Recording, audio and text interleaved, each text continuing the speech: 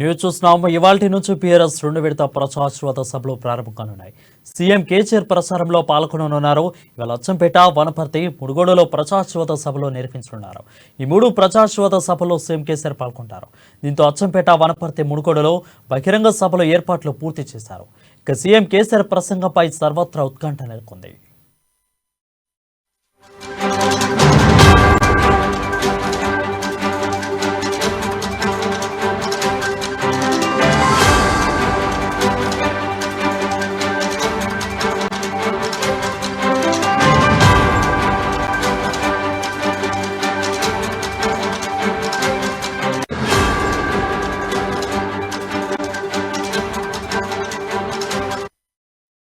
News చూస్తున్నాము. ఇవాళ నుంచి PRS 2 విడత ప్రజాశ్రోత సభలు ప్రారంభం కానున్నాయి.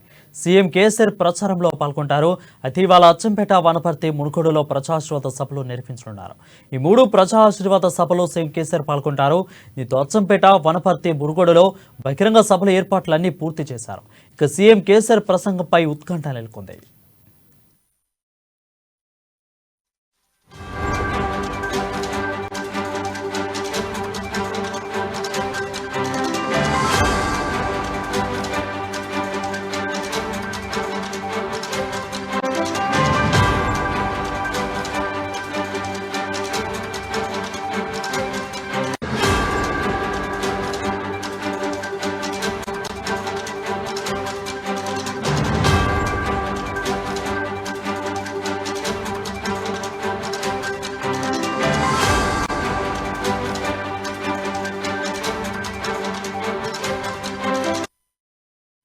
న్యూస్ చూస్తున్నాము. ఇవాల్టి నుంచి PRS 2 విడత ప్రజాశ్రోత సభలు ప్రారంభం కానున్నాయి. సీఎం కేసీఆర్ ప్రచారంలో పాల్గొంటారు.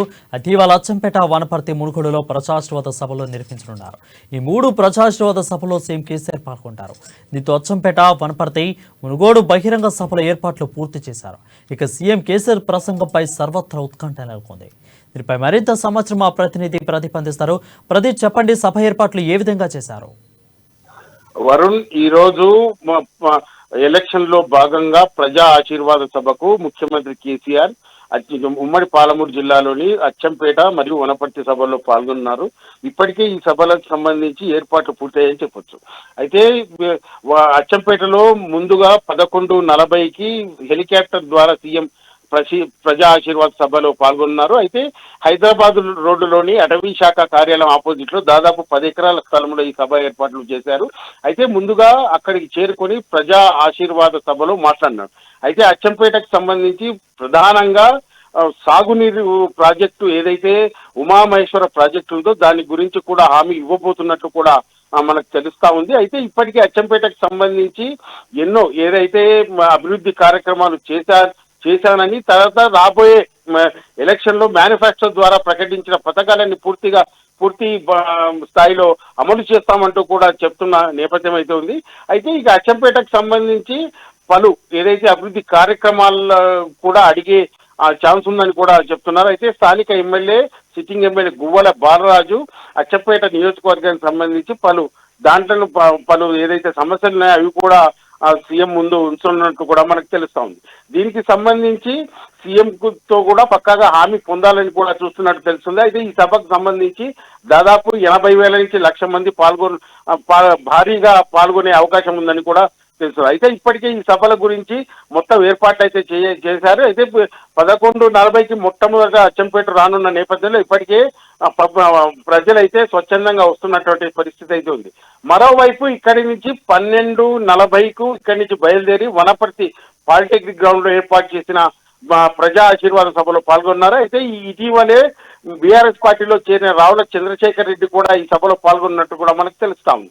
అయితే వనపర్తికి సంబంధించి ఇప్పటికే ఎన్నో అభివృద్ధి కార్యక్రమాలకు సీఎం ఆధ్వర్యంలో చేసిన నేపథ్యంలో మంత్రి నిరంజన్ రెడ్డి ఇక్కడ మరోసారి గెలవాలన్న ఉత్సాహం అయితే ఉన్నది. అయితే నిరంజన్ రెడ్డిపై ఉన్న వ్యతిరేకతను రావుల చంద్రశేఖర్ రెడ్డి పార్టీలో జాయిన్ కావడంతో కొంత ప్లస్ గా మారింది. అయితే నిరంజన్ రెడ్డి కూడా ఈ సభకు సంబంధించి ఇప్పటికే ఏర్పాటు పూర్తి చేశారనే చెప్పొచ్చు.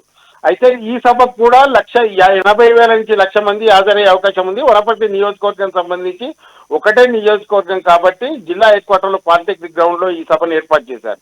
అయితే ఇప్పటికే దీనికి సంబంధించి ఈ సభ ఏర్పాట్లు భారీ స్థాయిలో చేశారు.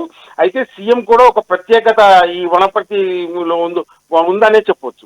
అయితే వనపర్తికి సంబంధించి జిల్లా కేంద్రంతో పాటు పలు ఏదైతే అభివృద్ధి కార్యక్రమాలకు కూడా సీఎం ఇక్కడ చేసిన నేపథ్యంలో ఇక్కడ సభ పాజిటివ్ గా సాగనున్నట్టుగా తెలుస్తుంది. అయితే అక్కడక్కడ కొంత కాంగ్రెస్ పార్టీ కూడా ఈ సభ ద్వారా బస్సు యాత్రలో ద్వారా ప్రజల మన్నను పొందాలని చూస్తుంది. అయితే ఈ నెల 28 తారీఖు నుంచి కూడా బస్సు యాత్ర కాంగ్రెస్ పార్టీ ప్రారంభించింది. అయితే ఈ సభల ద్వారా బీఆర్ఎస్ పార్టీ మరోసారి ఉమ్మడి పాలమూరు జిల్లాలో 14 నియోజకవర్గాల్లో బాగా వేయాలని చూస్తుంది వారు.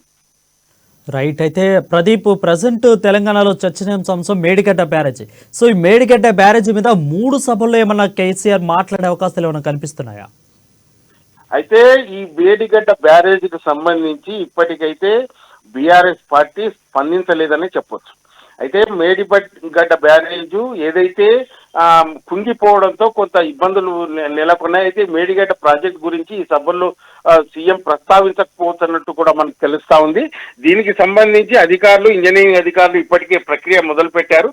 అయితే ఈ నేపథ్యంలో ఎక్కడ పొరపాటు జరిగింది, ఎక్కడ ఏది జరిగిందన్న దర్యాప్తులో భాగంగా అధికారులు దాన్ని చూస్తున్నారు.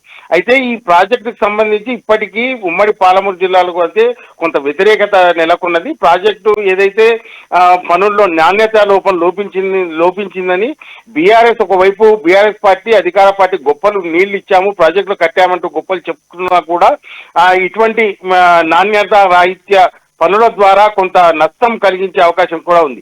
అయితే ఈ మేడిగడ్డ ప్రాజెక్టుకు సంబంధించి ఈ ప్రజా ఆశీర్వాద సభల్లో అయితే ప్రస్తావించకపోవచ్చు అన్నట్టు కూడా మనకు తెలుస్తా ఉంది వరకు. Thank you Pradeep for the update.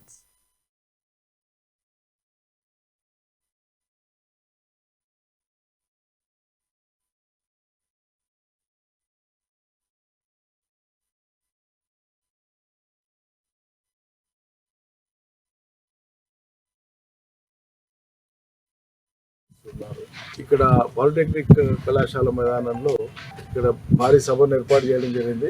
రాష్ట్ర పార్టీ తరఫున ఏర్పాటు చేయడం జరిగింది. వనపర్తి నియోజకవర్గం నలుమూలల నుంచి ప్రతి గ్రామం, ప్రతి తండా, ప్రతి మున్సిపాలిటీ, ప్రతి వార్డు నుంచి మొత్తం భారీ ఎత్తున ప్రజలు స్వచ్ఛందంగా తరలిరానున్నారు.